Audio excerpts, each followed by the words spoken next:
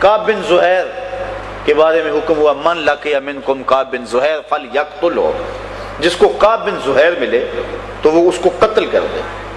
باقی فرمایا جو حرم میں آئے معاف کر دو، جو دروازہ بند کر دے اسے معاف کر دو، جو ابو سفیان کے گھر چلا جائے اسے بھی معاف کر دو، جو ہتھیار پھینک دے اسے بھی معاف کر دو، امان مانگ لے اسے امن دے دو، عورتوں کو قتل نہ کرو، بچوں کو قتل نہ کرو، ضعیفوں کو قتل نہ کرو۔ لیکن یہ جو اشخاص تھے جنہوں نے حضور کی توہین کی ہوئی تھی، فرمایا نہیں، یہ جہاں بھی ملے انہیں قتل کر دینا، یہ حرم کعبہ میں ملے وہاں بھی قتل کر دینا، حجر اسود کے پاس ملے وہاں بھی قتل کر دینا، کعبے کے پردوں میں لپٹ جائیں ان کو وہاں بھی قتل کر دینا۔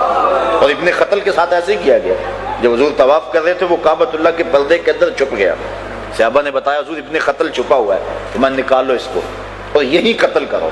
مقام ابراہیم اور چاہے زمزم کے درمیان جو جگہ ہے وہاں ابن قتل کو قتل کیا گیا۔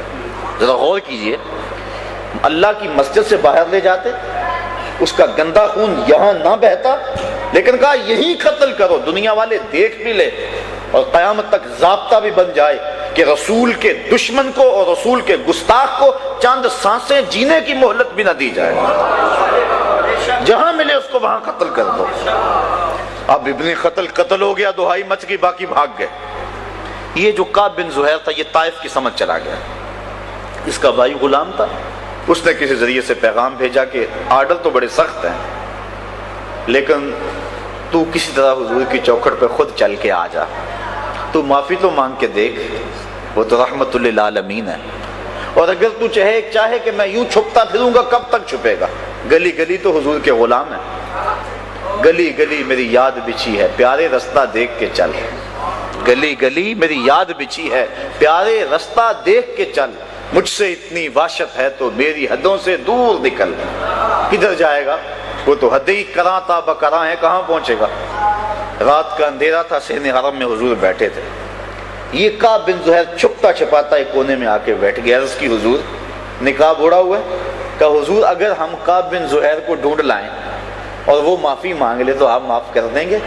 آقا مسکرا دیے، فرمایا کعب تو آ جو گیا ہے، جا میں نے معاف کر دیا۔ اللہ اکبر۔ کعب